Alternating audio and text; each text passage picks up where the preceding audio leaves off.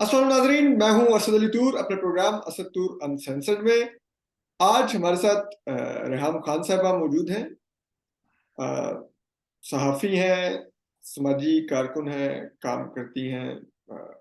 इसके अलावा इनकी एक पहचान ये भी है कि फॉर्चुनेटली या अनफॉर्चुनेटली ये इनकी भी इमरान खान साहब से शादी रही है। तो हमने कहा इनसे पूछते हैं कि अब जो ये जिस किस्म के इल्ज़ामात लग रहे हैं खान साहब की मौजूदा अहलिया पर, बुशरा बीबी साहिबा पर, तो ये जब पीटीआई में थी, तो जब इनकी खान साहब से अलहदगी होगी तो इनकी ज़ात पर भी बाद में कीचड़ उछाला गया, गो के एविडेंस ज़ीरो नहीं दी गई। लेकिन यहाँ पर तो बहुत सी चीज़ें सामने आ रही हैं अब जो मौजूदा खान साहब की अहलिया हैं उनके बारे में, और खान साहब के बारे में, उनके दीगर फैमिली मेम्बरान के बारे में, उनकी एक्सटेंडेड फैमिली मेम्बरान के बारे में, उनके कैबिनेट अरकान के बारे में, कि किस अंदाज में वो जिसे कहते हैं कि वो चीज़ों की खरीदो फरोख्त जारी रही, और वो सरकारी चीज़ों की खरीदो फरोख्त जारी रही जो सरकारी खजाने से जो जिसे कहते हैं जुड़ी हुई थी, ना कि कोई निजी जिंदगी से मुतल्लिक थी। तो हम जरा रेहाम खान साहबा से पूछते हैं, क्योंकि उनके पर बाद में बहुत कुछ कह दिया गया। तो रेहाम खान साहबा, बहुत बहुत शुक्रिया आपका वक्त देने का, और दूसरी तौर पर इस टॉपिक पर बात करने का। मैं आपको असल में इसलिए मैंने तंग किया क्योंकि हमारे पीटीआई के अंदर से बाज जो जराए हैं वो इस किस्म की चिट चैट हमें बता रहे हैं कि उधर चल रही है कि यार ये खान साहब वो आपसे कंपेयर कर रहे हैं इनको, अ, बुशरा बीबी को, इन मामलात को, सबको, कि आप पर तो बहुत कीचड़ उछाला गया, कोई सबूत भी नहीं दिया गया। और तो क्या आप कैसे देखती हैं कि क्या आपको लगता है कि ये मामला सिर्फ अ, बुशरा बीबी की हद तक है, या ये इमरान खान साहब का अपनी भी ज़ात इसमें शामिल है, या वो उसी तरह के जो एक महात्मा जैसा उनका इमेज है कि उनको तो कुछ पता नहीं होता, तो सदली तूर आके कर देता है, कभी कोई फलाना कर देता है, कभी कोई कर देता है, उनको तो पता ही नहीं चलता। क्या है ये?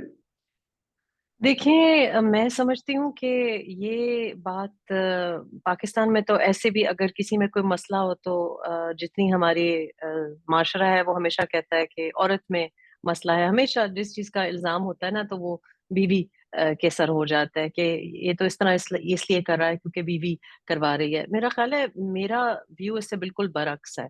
मैं समझती हूँ कि पाकिस्तानी खवातीन अपने शौहर से पूछे बगैर मैके नहीं जा सकती, और मैंने इसके बारे में भी लिखा कि जब मैं बनीगाला में थी तो एक बार मैं अपनी अम्मी की तरफ गई बनीगाला से बहरिया। तो और कोई ज्यादा लेट भी नहीं वापस आई।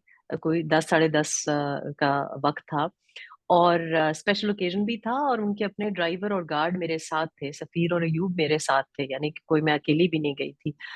लेकिन जो मैंने फिर झाड़ खाई पूरी, नीचे जितने एटीएस का स्क्वाड था उन तक भी वो आवाजें गई। तो ये बात, ये कहना कि जनाब वो तो बहुत छोटे से कोई बच्चे हैं और रोटी को चोची कहते हैं, इनको तो पता ही नहीं होता, बहुत सादा है, ये इतना एक गलत तासुर दिया जाता है। और मैं पिछले दिनों फैसल वाडा का भी बयान सुन रही थी किसी टीवी चैनल पे। वो कह रहे थे कि पता नहीं, दो खास और तीन सांप। इतने बच्चे नहीं है इमरान खान के वो जनाब बीवी उनकी कुछ कर रही हो और उनको पता ना हो, तो ये बिल्कुल गलत बात है। और आई ऑल्सो थिंक कि ये कोई जाती घड़ी की बात नहीं है, या कोई जाती कलम या कफलिंग्स की बात नहीं है कि आपकी बेगम साहिबा कुछ कर रही हैं या उनकी दोस्त कोई कुछ कर रही हैं या आपके कोई जानने वाले कर रहे हैं। ये आपकी इजाजत के बगैर, आपकी नॉलेज के बगैर कैसे हो सकता है? ये सरकारी खजाना है, तोशा खाना सरकारी चीज है, जो तो कि ये प्राइम बात मिनिस्टर तो के तो मुमकिन ही इख्तियार नहीं। में हो सकता है, लेकिन खातून अव्वल के पास तो कोई ऐसा इख्तियार नहीं हो सकता कि वो डिक्टेट कर सके कि तो शख्स ने खाने से खरीद कर दो। देखिए, खातून अव्वल के पास हो सकता है अगर आपने इख्तियार उनको दिया हो। यस। अगर आपने उनको इख्तियार दिया हो तो हो सकता है। तो ये बात करना कि जी वो बड़े सादा है और वो तो उनको कुछ पता नहीं होता और कोई कान भर लेता है, ये तो बिल्कुल एक बात है जो कि तासुर बार बार हमें ये एस्टेब्लिशमेंट ने कि उनके कुछ माउथ पीसेस ने हमें बड़े अरसे से ये बताया कि जी बड़े सादा है, बड़े सादा है। मेरा तो बिल्कुल ये तजुर्बा नहीं रहा। मुझे तो ये पता है कि वो बिल्कुल सादा नहीं है और किसी को किसी के खिलाफ करने के माहिर हैं। जिसको आप मैकियावेलियन पॉलिटिक्स जैसे हमें पढ़ाया जाता है कि मतलब इधर किसी को कह दिया कि जी रेहाम ने आपके बारे में ये कहा है, उसको मुझे ये कह दिया कि उसने मेरे बारे में ये कहा है, इस किस्म की। लेकिन प्लान जो होता है, वो डिजाइन जो होता है, उनका अपना होता है। मेरा ख्याल है कि इस एहलिया में और मेरे साथ जो ताल्लुकात थे, उसमें फर्क ये है कि मैं थोड़ा सा, जिसको हम कहते हैं जरा खर दिमाग हूँ। मैं उसूल पे कॉम्प्रोमाइज नहीं करती और मैं बात समझ भी नहीं सकी। शायद उनको यही चाहिए था कि आगे कोई हो जो कि बात करे। अब मेरी कभी ना मलिक रियाज से बात हुई है, ना टेक्स्ट पे बात हुई है, ना कभी मुलाकात हुई है। मैंने अपनी इनोसेंस में ये समझा कि मैंने तो तकारीर सुनी हुई थी, तो मैं I was trying to be very safe, कि इससे भी ना मिलूं, उससे भी ना मिलूं। लेकिन एक्चुअली शायद इमरान को एक फ्रंट मैन या फ्रंट वुमन ही की जरूरत थी। तो ये मैं नहीं समझती कि ये सही बात है कि कह दे कि जी ये जो वेरी एहलिया इंटरेस्टिंग। कर रही थी या एहलिया चलो, की दोस्त कर रही थी। अच्छा, बहुत ही इंटरेस्टिंग आपने वैसे ये एंगल उनकी शख्सियत के बारे में अभी बात की है कि उनको बुनियादी तौर पे अहलिया की सूरत में एक फ्रंट मैन की जरूरत थी, और वो क्योंकि आप वो बन नहीं सकती थी, तो फिर आपकी ज्यादा शेल्फ लाइफ लंबी ना हुई आपकी शादी की, माजरत के साथ। तो मेरी अभी मेरी मेरी मेरी शायद पश्तून इनोसेंस है, मैं वाकई समझ ही नहीं सकी, क्योंकि वो इतने अच्छी एक्टिंग करते हैं। आप यकीन माने कि वो इतनी अच्छी एक्टिंग करते हैं कि बिकॉज बाद में मुझे बातें पता चली। मतलब सामने आपके बंदा कोई किसी की बुराई कर रहा, और बाद में आपको पता चले कि दो दिन में 2 बार उसको कॉल कर रहा है, और उसी इंसान के साथ, यानी कि वो हर वक्त एक मेथड एक्टिंग में रहते हैं। तो मेरा ख्याल है उनके लिए बड़ा मुश्किल भी होगा, क्योंकि मेरी, जो लोग मुझको जानते हैं, वो जानते हैं कि अगर कोई बात मुझे लगे कि ये करप्ट बात है, मॉरली करप्ट बात है, पैसे लेने देने की बात है, तो मैं फिर बहुत टैक्टफुल नहीं हूँ। मैं, मेरा गट रिएक्शन ये होता है कि मैं कोई बहुत सख्त बात आगे से कर देती हूँ। तो that didn't go down very well, और मुझे समझने में बड़ा वक्त लगा। और जाहिर है कि एक उन्होंने वो भी रखा। दूसरा, एक और एंगल भी है इसका। अगर आप इस तरह से भी सोचें कि चले मान लिया कि आप बहुत इनोसेंट है, अगर आप फैसल वार्डर की बात मान लें कि जी ये बड़े इनोसेंट है, इनको तो कुछ नहीं पता, जब डीजीआई के बारे में बात करते हैं या डीजीसी के बारे में बात करते हैं तो कोई उनके कान भर लेता है, और ये तो बिल्कुल बच्चे हैं। हाँ, चले मान लिया कि आप बहुत बच्चे हैं, तो क्या ऐसे इंसान को, जो ना घड़ी अपनी संभाल सकता है ना अपनी बीवी संभाल सकता है, उसको क्या न्यूक्लियर कोड देने चाहिए? मतलब पता चले न्यूक्लियर कोड कहीं बेचे हो, मतलब ये तो बंदा फिर कॉम्पिटेंट ही नहीं है। अगर इतना ही वो बेहोश है, अगर इतना ही वो इनकॉम्पिटेंट है, ना अहल है, तो फिर वापस क्यों आना चाहते हैं? फिर अगले 4-5 साल भी मतलब क्या गुल खिलाना चाहते हैं? ये तो बड़ी खतरनाक बात है। I find that extremely concerning. और ये लोग जो उनको अभी भी कह रहे हैं कि जी बड़ा सादा, सबसे अच्छा लीडर, ये क्या सारे बेहोशी के आलम में है? कोई इनके ऊपर कोई कोई जादू हुआ हुआ है? कोई इनके ऊपर कोई हिप्नोसिस हुआ हुआ है? नहीं, वो आप ठीक कह रहे हैं। तो मैं तो जब भी हम सुनते थे ये कि खान साहब के बारे में कोई उनके माली मामलात पर सवालात उठते थे, उनकी आमदन के बारे में बात की जाती थी, तो हमारे तहरीके इंसाफ के दोस्त वो बड़ा बबांगे दहल कहते थे कि ओए तुम लोगों को पता, वो तो एक बैट साइन करे तो उसको इतने करोड़ मिल जाते हैं, वो एक जिसे कहते हैं कमेंट्री करे तो उसके इतने करोड़ मिल जाते हैं। तो भाई, घड़ियां क्यों बेचते रहे? एक बैट साइन करके बेच देते, सड़क बनवा लेते। ठीक है। तो हमें तो बड़ी ये देखिए, मैं तो कम से कम नहीं इस पर अभी तक डाइजेस्ट कर सका कि ये क्या, किस किस्म की आदत थी ये घड़ियां, ये कफ लिंक्स बेचना। इवन कि आप फ्लोर मैट्स तक उठा के ले गए जो वॉशरूम वाले थे, वो आप वो जो टेबल पे पड़े होने वाले जो वो डाइनिंग टेबल पड़े होने वाले जो मैट्स वगैरह थे, आप वो भी उठा के ले गए पीएम हाउस में। आप तो ऐसे तो जैसे पता नहीं, आप वहां से वो पुरानी अखबारें भी ले जाते होंगे। आप जो पानी की वो साइंस की मिनिस्ट्री ने बोतलें। पानी की बोतल बनाई कि ये पानी, और वो सिर्फ सरकारी दफातर में इस्तेमाल होता है, आप वो भी बनी गाला उठा के ले गए। अभी तक बनी गाला में वही बोतलें रखी हुई अपने टेबल के ऊपर। मतलब कमाल यार, किस लेवल का आपका, क्या चॉइस थी आपकी? मतलब मैं समझ गया हूं देखिए, कि आपको ये टेंडेंसीज उनमें नजर आती थी खान साहब में जब आप थी उनके साथ। मैं मैंने तो देखिए ये तफसील में ये बात लिखी जब लोग मुझे ये कहते थे कि जिसको आप फ्री लोडर कहते हैं। देखिए हमारा एक सर्टन, आपको पता है मेरा एक रेशल बैकग्राउंड भी है। हम तो ऐसे हैं कि अगर कोई बिल का खाना देना चाहे तो उस पर लड़ाई हो जाती है, आपको पता है। हम पश्तूनों के साथ तो ये गिला किया जाता है कि जी आप तो खिला खिला के मार देते हैं, या मतलब लाइक किसी को भी मेहमान नवाजी में बहुत अच्छे माने जाते हैं।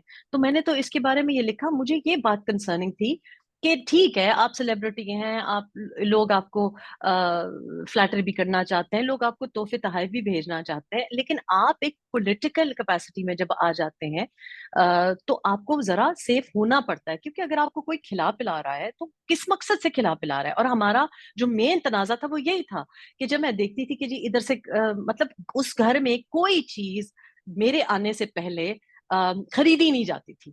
मतलब कोई कॉन्सेप्ट नहीं था कि कोई बैंक कार्ड हो, कोई चेक हो।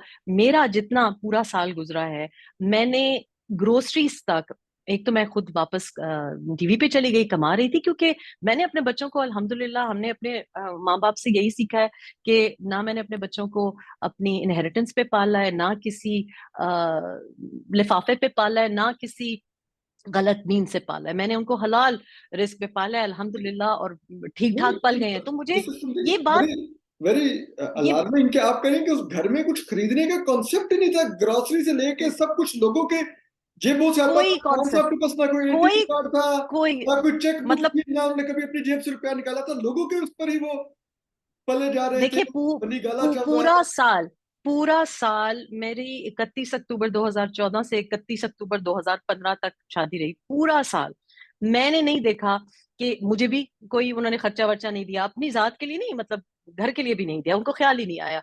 एंड मुझे ये पता था कि भाई जॉबलेस इंसान है, और करियर भी उस, क्योंकि धरना उस वक्त फेल हो चुका था। इस वजह से मैं टीवी पे वापस गई। मैंने एंटरटेनमेंट शो डॉन पे इस वजह से किया, क्योंकि आपने कहा कि मैं खान चाहती साहब थी कि जॉबलेस कोई, है, मैं जॉब करके जरा घर भी चला लूं, खान साहब को भी पाल लूं। सॉरी। लेकिन लेकिन मैं समझती हूँ कि ये मेरा ख्याल है कि बहुत सी घरों में ऐसा होता है। और मैंने ये सोच समझ के कि भाई इनकम नहीं है, मुझे तो यही बताया गया था कि जॉबलेस इंसान है और कुछ नहीं है, तो मैंने ना कभी मांगा, ना उन्होंने कभी दिया, ना मैंने हक महर मांगा, ना मैंने खर्चा मांगा। और आप यकीन करें कि मेरे ऊपर जब ये लोग एतराज इतना ज्यादा करते थे, तो हत्ता कि जो मेरे बच्चों के अखराजात भी बढ़ गए, क्योंकि जाहिर है मेरा जब स्टेटस एक पॉलिटिशियन के साथ जुड़ गया तो फिर सिक्योरिटी कंसर्न्स भी होते हैं। तो आप यकीन करें कि मेरी कोई भी, जैसे जो मेरा जाती ड्राइवर था या जाती पीएस जो था, उसका भी खर्चा फिर मुझे कुछ करना पड़ता था। इसलिए क्योंकि पहले तो मैं एक टेलीविजन चैनल के साथ जुड़ी हुई थी। आपको पता है टेलीविजन चैनल में तो फिर आपका स्टाफ होता है, कोई बाल बनाने वाला भी होता है, मेकअप करने वाला भी होता है, वो सब कुछ खत्म हो गया, तो I had to go back on TV. लेकिन घर में आप यकीन करें, पानी, दूध, गाय, पेट्रोल, केचप की बोतलें, मतलब आप यकीन करें कि टिंड चीजें हैं तो कहीं से और आ रही हैं, तीतर बटेर, गोश्त, आटा, मतलब कोई भी ऐसी चीज नहीं थी जो कि खरीदी जा रही थी। तो मुझे बड़ा बुरा लगा। दूसरा ये कि मैं अपना घर एक सर्टेन स्टैंडर्ड से चलाती हूँ, तो फिर मैं छुप के जाके मैंने फिर ग्रोसरीज करना शुरू की, और अपने पैसे से ग्रोसरीज करना शुरू की, क्योंकि वो जहाँ पे पैसे आ रहे थे, कभी कोई आ रहा है जनाब, कोई स्मगलर्स की तरह ब्रीफकेस में कैश आ रहा है, कभी किसी के घर से मतलब बड़ी बड़ी टोकरियां आ रही हैं चीजों की, और कुछ लोग वहां अच्छी पर चीजें भी नहीं कैश होती लाते थी। थे ब्रीफकेस में खान साहब को देने के लिए, ब्रीफकेसों में। जी, बिल्कुल जी, खान लेदर साहब तो लेदर कैश बैग्स लेते थे, में। इमरान खान जी, से तो और वो कैश हम, लेते थे। मैंने ये लिखा है कि वो बाथरूम में एक तिजोरी पड़ी थी, वहां पे रखा जाता था, और फिर मुझे ये भी बताया जाता था कि जी ये तो, देखिए पार्टी के लिए अगर आप ले रहे हैं वो उसका लेना देना नहीं, लेकिन तो घर पार्टी में, ऑफिस में दिया जाए ना, घर के पार्टी अकाउंट में दिया जाए। बाथरूम की तिजोरी में पड़ा होता था। और घर में क्यों आता था कैश, और घर के इस्तेमाल के लिए आता था। तो मुझे ये बात बड़ी, और ये बेसिकली हमारा तनाजा ये था, क्योंकि मैं उनको ये कहती थी, मुझे आगे से कहें कि जी ये तो मुझसे प्यार ही बहुत करता है। मैंने कहा प्यार तो मुझसे भी बड़े लोग करते होंगे, लेकिन आप सोचें, आप जरा थोड़ी देर के लिए सोचें कि अगर कोई खातून किसी शख्स से एक परफ्यूम भी लेती है, तो या डिनर पे भी जाती है, तो जाहिर है उसकी भी कोई तवक्कुआत होती है। एक पॉलिटिशियन को अगर कोई खिला पिला रहा है, किस मकसद से खिला पिला रहा है, मतलब इतनी क्या मोहब्बत है कि वो आपको 5-5 करोड़, कोई इधर से आ रहे हैं, कोई उधर से आ रहे हैं। तो इस बात पे तनाजा था, इस बात पे अच्छा, वो जो पैसे थे, इख्तलाफात थे। आपने वो जो पैसे जो खान साहब वॉशरूम की एक तिजोरी में रखते थे, आपने उनका कहीं पार्टी पर खर्च होते भी देखा? नहीं नहीं, वो जाती इस्तेमाल के लिए थे, वो घर के लिए थे, और ये तो मैंने बड़ा डिटेल में भी लिखा वो है चीजें कि वो मतलब हफ्ते से लेके हर चीज बाहर से उनको लोग ही भिजवाते थे, तो फिर वो कहाँ पे वो पैसा लगता था, क्या करते थे खान साहब उस पैसे का? जो घर की मेंटेनेंस वगैरह होती है, जैसे जो फेंसिंग वगैरह की जो ये जो इसको क्या कहते हैं, चिकन वायर वगैरह लग रही है, मुर्गियों के लिए लग रही है, मतलब घर के इस्तेमाल के, सेक्रेटेरिएट के लिए नहीं था। सेक्रेटेरिएट के लिए अलहदा भी आता होगा, जो कि मेरा जैसे लेना देना वास्ता नहीं था, लेकिन ये कुछ बहुत ज्यादा इस किस्म के। और वो कैश मैंने देखा है, मैं उसकी आई विटनेस हूँ, और मैंने इसके बारे में लिखा है। अब जाहिर है कि देखें, बीवी किस तरीके से, और भी बहुत सी चीजें आती थी, लेकिन हर कुछ ही मैं आपको ये बताना चाह रही थी कि ना सिर्फ ये कि कभी अपना पैसा किसी चीज पे इस्तेमाल नहीं किया। अभी जैसे अलीम खान के पीछे पड़े हुए हैं, तो अलीम खान की तो गाड़ियां, पेट्रोल, उनके मतलब उन्हीं के तो आप टुकड़ों पे पल रहे थे। तो 2011 से 2022 तक आपको नहीं ख्याल आया कि अलीम खान के ऊपर ये एतराजात हैं? और प्रॉपर्टी अगर की। आप, अगर जनरल बाजवा ने कह दिया आपको कि अपने पार्टी का आप सीएम लगाएं, तो आपका क्या इख्तलाफात हो सकते हैं? मतलब जब आप ख्वाजा साद रफी की जब सीट के ऊपर दोबारा कंटेस्ट हुआ था, तब आपने अलीम खान को क्यों वहां पे लड़ाया? तब तो मतलब अलीम खान के साथ, किरण भाभी के साथ आपके जो ताल्लुकात थे, जब आप सब कुछ उनको इस्तेमाल कर रहे थे, तो उस सीनियर वक्त आपको मिनिस्टर क्यों वो बनाया आपने करप्ट नहीं लग पंजाब रहा में? था? सीनियर नहीं, मिनिस्टर क्यों करप्ट बनाया नहीं लग रहा, पंजाब में? जी। करप्ट नहीं लग रहा था, करप्ट हाँ। नहीं लग रहा था। और अगर आपको करप्ट लग रहा था, तो आप अपनी बीवी को उसके पास क्यों भेज रहे थे? मतलब आप कितने बच्चे हैं कि आपको कितने साल लगते हैं किसी को पहचानने में? और मैं आपको ये भी बताऊं कि जब हम कहीं जाते थे, तो मैं आपको ये बता रही थी कि मुझे किस बात पे एम्बेरसमेंट होती थी, कि हम जब भी कहीं स्टेट विजिट पे जाते, फॉर एग्जांपल हम सऊदीया गए उम्र के लिए, तो एक तरीका होता है, देखिए हमें भी एज जर्नलिस्ट, एज एंकर्स, हमको लोग कॉन्फ्रेंसेस पे बुलाते हैं, हमारा स्टे वगैरह ऑर्गेनाइज करते हैं किसी इवेंट के लिए, लेकिन एक तमीज होती है, आप उतना ही ऑर्डर करते हैं जितना आप खा सके। तो मुझे बड़ी हैरत होती थी कि घर में आपका कोई सेटअप नहीं है। मतलब मैं जब उस घर में गई हूँ, तो इतनी सी एक छोटी सी रोटी बन के आती थी, वो भी आटा जहांगीर के घर से आता था, और एक और जगह से भी आता था। और जनाब बाहर आप गए हैं, तो आप फोन बंद ही नहीं कर रहे, मतलब वो खाना आता जा रहा है और ब्रेकफास्ट आप ऑर्डर करते जा रहे हैं। और मुझे ये बातें बड़ी, मुझे एम्बेरसमेंट होती थी, क्योंकि वो इसलिए किसी के क्योंकि ये खर्चे पे स्टे होता था, तो आप फिर मजीद ऑर्डर मतलब मारते थे। बुरी बात है ना कि आप अगर किसी ने, आपने देखा होगा ये वीडियोस भी हैं, जब बाहर जाते हैं तो किस तरह खाने पे टूटते हैं, लेकिन वो घर में, अब हमने अपने बच्चों को, और हम हमारी वालदा ने जिस तरह हमारी ट्रेनिंग की हुई थी, तो आप लोगों के सामने या लोगों के खर्चे पे आप जरा हाथ अपना रोक के खाते हैं, आप इस तरह हमें। तो मुझे ये बात बड़ी एम्बेरसिंग लगती थी कि अब खाने पे टूट पड़े हैं, या ऑर्डर पे ऑर्डर चल रहा है, और मतलब खान कितना साहब एक ऑर्डर इंसान कर खा रहे थे, सकता है? ब्रेकफास्ट पे ब्रेकफास्ट ऑर्डर कर रहे थे खान साहब खुद अपने लिए। मतलब दो हम बंदा है, और मैं तो इतना ज्यादा खाती पीती भी नहीं हूँ सुबह के वक्त, खास तौर पे, लेकिन आई जस्ट, मतलब वो एक फ्री लोडिंग जो कॉन्सेप्ट था, वो मुझे उससे थोड़ा सा, मुझे मतलब शर्म आती थी, एम्बेरसमेंट होती थी।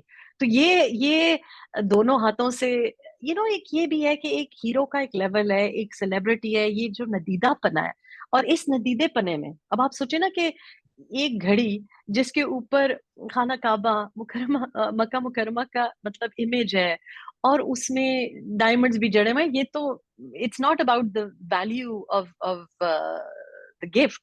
वैल्यू उसकी कुछ और है, वैल्यू उसकी डिप्लोमेटिक है, वैल्यू उसकी एक लिमिटेड एडिशन वन पीस की वैल्यू है, वैल्यू उसकी ये भी है कि एक होली, मतलब इतनी रिवर्ड साइट है हमारे लिए, और उसको आप मतलब इस तरीके से, इट्स जस्ट सो लो। आप यकीन करें, सुबह मुझे मैसेज आया एक यूके के एमपी से, पार्लियामेंट से, यूके पार्लियामेंट से, और उसने ये मैसेज मुझे भेजा, मुझे फिर भी एम्बेरसमेंट हुई। उसने कहा ये कितना लो हरकत की है इसने, नीच हरकत। और मतलब नीच हरकत की है उसने। इंग्लिश में ये लिख कर मुझे मैसेज भेजा कि ये, और मैंने दिल में सोचा कि ये तो मेरे लिए तो खैर कोई इतनी शॉकिंग बात नहीं है, आई एक्सपेक्ट मच वर्स।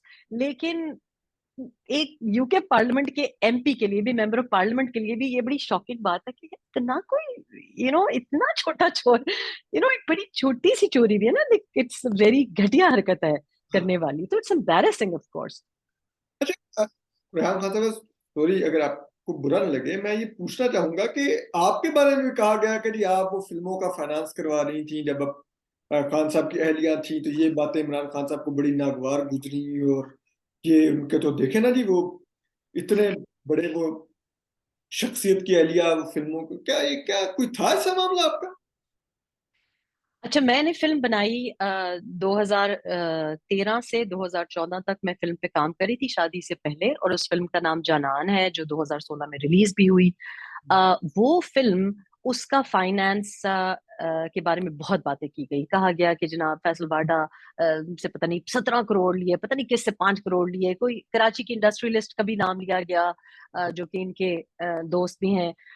और उसकी हकीकत यह है असतूर साहब कि मैंने जानान फिल्म के लिए एक पैसा ना फाइनेंस के लिए अपनी मतलब लिए लिया। जो फाइनेंस उस फिल्म को मिला, वो जो को प्रोड्यूसर थे मेरे, और 2-3 को प्रोड्यूसर्स हैं उसके साथ, एक यंग लड़का था उस वक्त, इमरान काजमी, उन्होंने उसको हैंडल किया।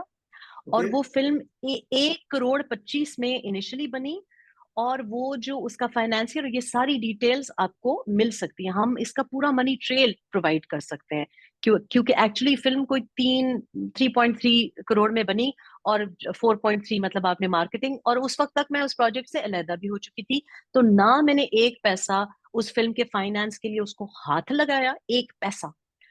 और इसके अलावा मेरे पास कुछ कैश पड़ा हुआ था, कोई मैंने जेवर बेचा हुआ था, तो चूंकि वो हमारे पास पैसे ही नहीं थे जब हम फिल्म बना रहे थे, तो उनका जो लड़का फाइनेंस में काम कर रहा था, सारंग उसका नाम था, वो भागा भागा आया। उसने कहा मुझे रसीदें पूरी करनी है ठेकेदारों को। तो मेरे पास 12 लाख रुपए पड़े थे, मैंने उसको उसी वक्त वो दे दिए। उसका भी मैंने उनसे कोई ना हिसाब किताब मांगा। इसके अलावा जो जानान ने प्रॉफिट किया, और इस बात पे लोग बहुत अफसुर्दा भी होते हैं, उस प्रॉफिट में से भी मैंने एक पैसा नहीं लिया। और उसकी वजह ये थी कि जब ये फिल्म बनाने का मुझे प्रोजेक्ट आया, तो जनरल आसिम बाजवा उस वक्त आईएसपीआर में काम कर रहे थे, और बड़े अरसे से मेरे ऊपर मतलब इस किस्म का वो था कि आप आए, आप हमारे लिए काम करें, ये वो। मैं इंडिपेंडेंट जर्नलिस्ट रहना चाहती थी। फिल्म्स उस वक्त वो बनवाना चाहते थे। बहुत सी स्क्रिप्ट्स वगैरह मेरी तरफ आई भी, लेकिन मुझे उसमें पश्तूनों की रेशियल प्रोफाइलिंग लगती थी। The idea was to make a Pashtun film. तो मैंने उनको बड़ी पोलाइटली टर्न डाउन किया, और मैंने कहा जी मैं फिल्म बनाऊंगी, और मैं पश्तून इशू के बारे में बनाऊंगी, लेकिन जैसे मैंने समझा है अपने कल्चर को, अपने जोग्राफिया को। और मैं स्क्रिप्ट में क्रिएटिव कंट्रोल हैंड ओवर नहीं कर सकती। आप अगर बीच में कोई हेल्प करना चाहते हैं कि बता दें कि जी ये अच्छा एक एरिया है, आप जाएं, कोई सिक्योरिटी देना चाहें, लेकिन मैंने बड़ी पोलाइटली उनको डिक्लाइन किया। बहरहाल बाद में ये हुआ कि इस रवैये की वजह से भी, और वो ARY फिल्म्स ने वो फिल्म्स उठाई। तो जब तलाक हो गई, तो ना सिर्फ ये कि मुझे एक थैंक यू तक नहीं मिला, इसलिए क्योंकि जाहिर है वो और मैंने सिर्फ इस नेक नियति से बनाई थी, क्योंकि मैं चाहती हूँ कि पाकिस्तान में जो फिल्म मेकिंग है या हमारा जो सिनेमा है वो रिवाइव हो। मैंने पैसे की गर्ज से बनाई नहीं थी, ना मैंने उन बच्चों से जिनको मैंने सपोर्ट किया कोई लिखत पढ़त की। और मेरी लाइफस्टाइल ये ऐसी है कि मैंने कभी अगर किसी को किसी चीज में सपोर्ट किया है, प्लॉट स्टोरी आइडिया और वो जो कहानी थी वो मेरी थी, उस पे मैं चाहती थी कि कॉम्प्रोमाइज ना हो। लेकिन ना मैंने पैसा कोई इन्वेस्टमेंट का लिया, ना मैंने उसकी किसी प्रॉफिट का एक पैसा लिया। और अगर ये कोई प्रूव कर दे, क्योंकि हम प्रूव कर सकते हैं कि वो पैसा किसने दिया। पेरी पेरी चिकन वाले हैं, कोई यूके के इन्वेस्टर हैं, और उनके साथ जो राब्ते थे वो इमरान काजमी उस लड़के का नाम है, उन्होंने डायरेक्टली किया और डायरेक्टली पैसे को हाथ अच्छा। लगाए। और मैंने जानबूझ के नहीं किया, इसलिए क्योंकि ना सिर्फ ये कि मेरा कोई इंटरेस्ट नहीं था उसमें, मतलब हमारा कोई आपस में इस किस्म का पैसे के ऊपर कॉन्ट्रैक्ट नहीं था, अच्छा। स्क्रिप्ट के ऊपर, बट आई सेड कि कोई कॉम्प्रोमाइज नहीं होगा। अच्छा रेहम खान साहब, ये जो आप बता रही हैं कि यूके के कोई पेरी पेरी वाले जो साहब थे जिन्होंने ये किया, और उनसे इमरान काजमी राब्ते में थे, और इमरान काजमी ने ही उनसे ये इन्वेस्टमेंट करवाई और वो फिल्म जी हुई। वो जी, उनका नाम है, उनका नाम है, आप अगर आप विकिपीडिया कर लें तो उनका नाम है। और नहीं, वो ये बात बड़ा माइंड भी करते हैं कि वो प्रोड्यूसर हैं, he is the financier of the film. जी जी, मैं जानना चाह रहा हूँ कि क्या उनका कोई ताल्लुक पीटीआई से तो नहीं था कुछ की भी तरह से? नहीं जी, पीटीआई की पार्टी से कोई ताल्लुक नहीं था। ठीक है। और मेरी उनसे एक दफा ब्रीफली किसी होटल में मुलाकात हुई थी जब उनको वो पिच कर रहे थे। आप यकीन करें कि एक्चुअली तो मेरी शादी की वजह से तो मेरा बड़ा फाइनेंशियल लॉस हुआ, क्योंकि देखिए पॉलिटिकल प्रोग्राम मैं कर नहीं सकती थी। थोड़ा जो वो कॉन्ट्रैक्ट के अंडर में डॉन के पास थी, मुझे वो कंप्लीट करना पड़ा। लेकिन as a political person wife, मतलब सियासतदान की बीवी होके मैं जो पॉलिटिकल शोज थे वो कर नहीं सकती थी। फिर फाइनेंस कोई देने को तैयार नहीं था, फाइनेंस कोई देने को तैयार नहीं था। हाँ ये जरूर है कि इमरान ने बड़ा सजेस्ट किया कि जी आप अकील डेडी साहब को कांटेक्ट करें, और वो तो मेरा बड़ा दोस्त है, ये वो है। और ये उनकी सिफारिशात थी, लेकिन किसी ने मतलब पीटीआई का जो शख्स है, इनकी चिकन की एक जो फ्रेंचाइज है, उसका ये उनके ये मालिक हैं, और वो अभी तक उनके पार्टनर्स हैं। और मेरा ख्याल है इसके अलावा भी उन्होंने फिल्म्स उनके साथ, इसी इमरान काज़मी के साथ फिर उन्होंने आगे जाके भी फाइनेंस की हैं। और एक्चुअली तो अगर कोई फिल्म फाइनेंस करे तो इसमें तो कोई, ये तो एक इन्वेस्टमेंट होती है। जी अब बिल्कुल। आप इन्वेस्ट करते हैं, अगर फॉर एग्जाम्पल किसी ने 1 करोड़ लगाया है तो वो एक्सपेक्ट करता है कि आप उसको वापस 4 करोड़ रिटर्न दें।